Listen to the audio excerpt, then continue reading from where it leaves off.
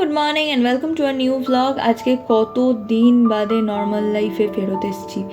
বাপ রে বাপ, মানে এই কদিন যে কি চললো, মানে সারাটা দিন বিছানায় শুয়ে, হ্যাঁ সোজা হয়ে শুয়ে থাকতে হবে, মানে কাত হলেও পেট ব্যথা হচ্ছে, বমি হচ্ছে, কি হচ্ছে, জল খেলেও বমি হয়ে যাচ্ছে, বাপ রে বাপ।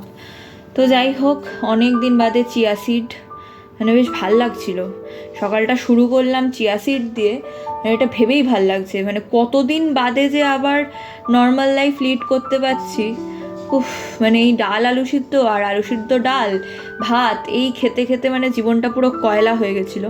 যাকগে, আজকে খুব ভালো ভালো খাবার রয়েছে লাঞ্চে। তো আজকে রয়েছে ভাত, পেঁপে কুড়িয়ে একটা তরকারি, তার সাথে রয়েছে চিংড়ি মাছের মালাইকারি।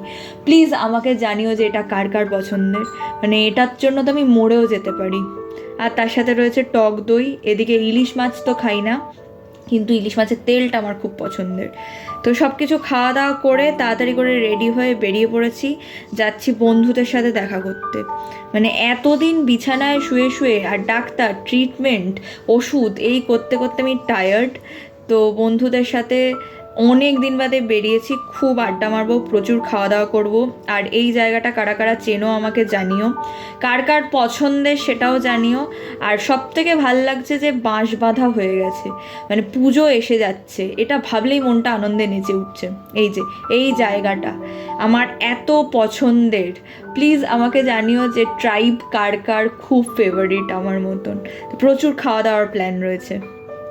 তো এখন ধরেছি বাড়ি ফেরার পথ, বুঝতেই পারছো। আর মাঝখানে আমরা এত হা হা হিহি নিয়ে ব্যস্ত ছিলাম, আমরা কেউ ছবি তুলতে পারিনি। মানে ছবি তুলেছি বাট ভিডিও করতে ভুলে গেছি, খাবারের ছবি তোলা হয়নি, এইসব অনেক কিছু হয়েছে। যাকগে, কি আর বলা যাবে।